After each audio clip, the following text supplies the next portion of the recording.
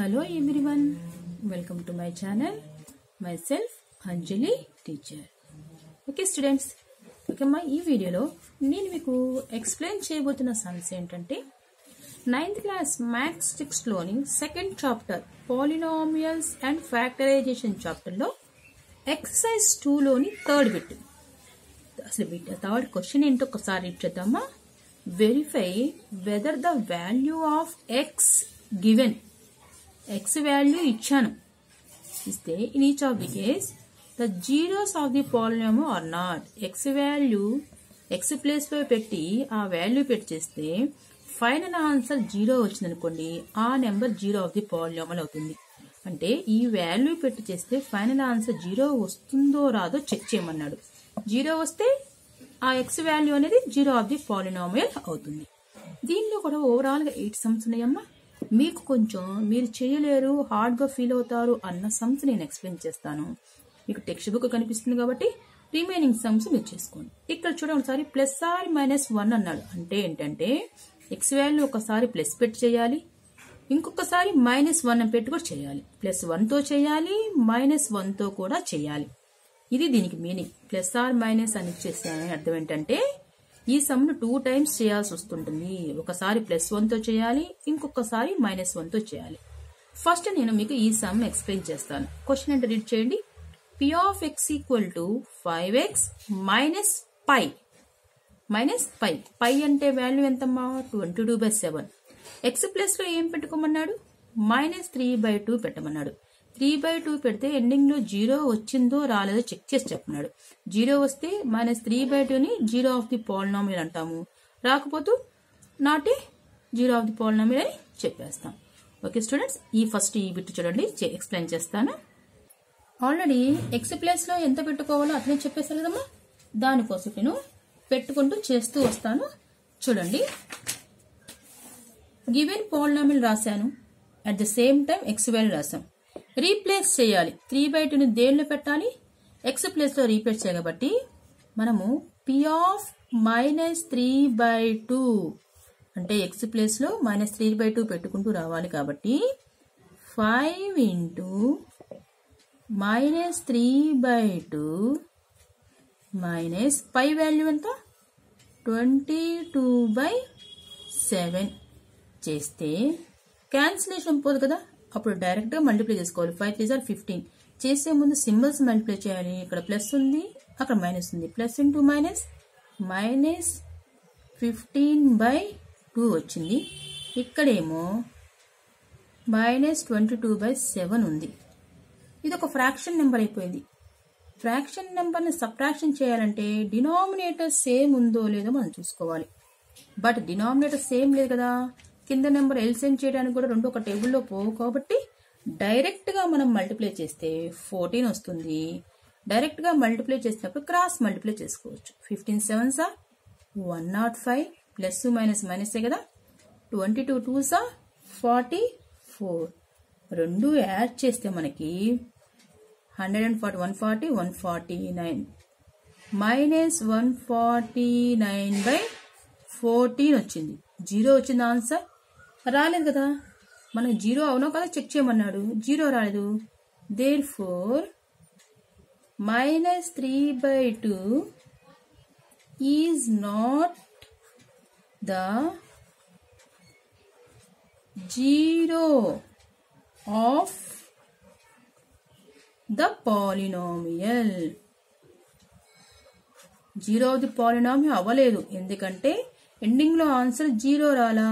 0 వస్తే ఇది 0 of the polynomial అయ్యేది. ఓకేనమ్మా. నెక్స్ట్ దీనిలో ఇంకొక సమ్ చెప్తాను, చూద్దాం. మోస్ట్లీ మీరు కన్ఫ్యూజ్ అయ్యే ఇంకొక సమ్ ఏంటంటే ఇది. ఇక్కడ ఏమన్నాడంటే f(x) అంటే పాలినామియలే, మీరు మళ్ళీ f ఇచ్చారని కన్ఫ్యూజ్ అవుతూ 3x² - 1 ఇది ఒక పాలినామియల్.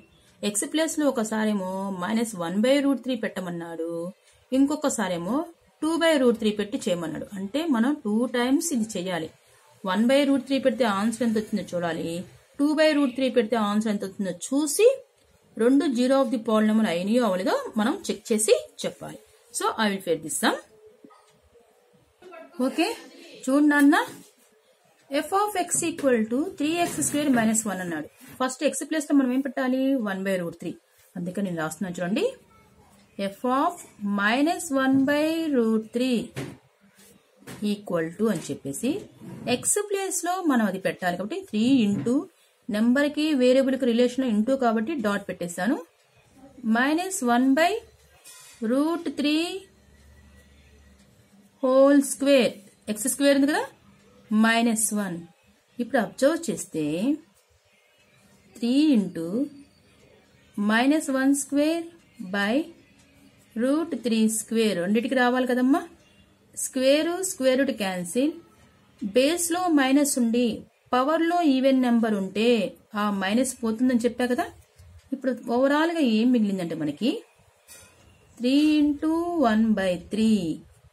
ఈ 3 క్యాన్సిల్, ఈ పక్కన -1 ఉంది.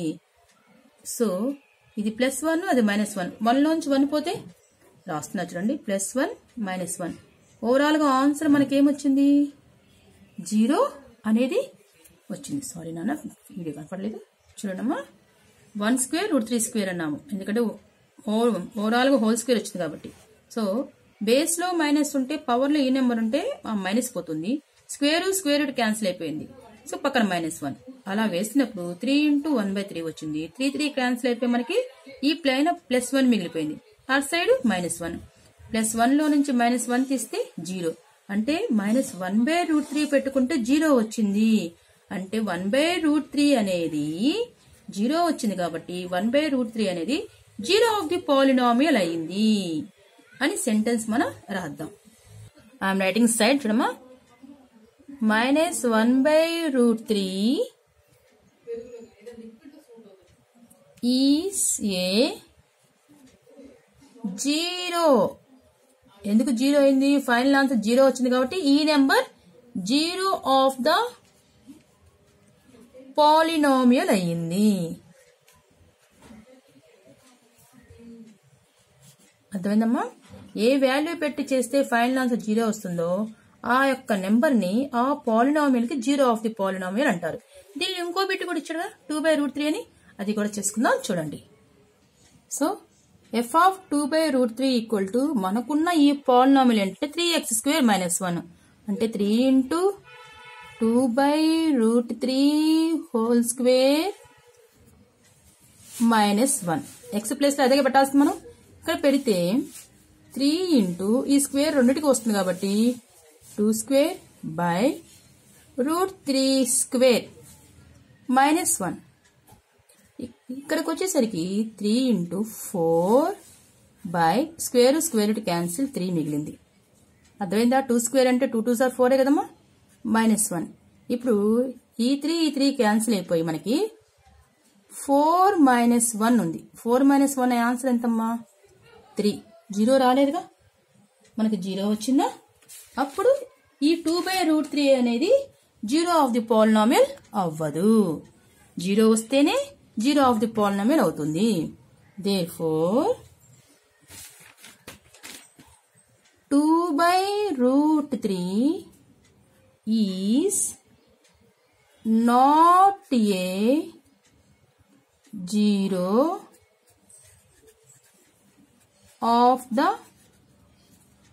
పాలినామియల్. కంపల్సరీ స్టెప్ రాయాలన్నా పాలినామియల్. అర్థమైందా. ఇచ్చిన రెండు నెంబర్లో -1/√3 అనేది పాలినామియల్ అయింది. ఎందుకని, ఎండింగ్ ఆన్సర్ 0 వచ్చింది కాబట్టి. ఇంకో రెండో నెంబర్ అనేది 2/√3 అనేది 0 ఆఫ్ ది పాలినామియల్ అవ్వలేదు. ఎందుకని, వాల్యూ అనేది 3 వచ్చింది కాబట్టి. అర్థమైందా స్టూడెంట్స్. దీనిలో రిమైనింగ్ సమ్స్ అమ్మ మీరు ప్రాక్టీస్ చేస్తే బాగా వస్తాయి. ఒకసారి రిమైనింగ్ సమ్స్ ఏంటో చూపిస్తాను చూడండి అన్న. ఈ సమ్ అండ్ ఈ సమ్ నేను చేశాను. 2nd and 7th added. Remaining all sums మీరు చేయండి. మళ్ళీ చెప్తున్నాను, ప్లస్ ఆర్ మైనస్ అంటే ఒకసారి ప్లస్ తో చేయాలి, ఇంకోసారి మైనస్ తో కూడా చేయాలి.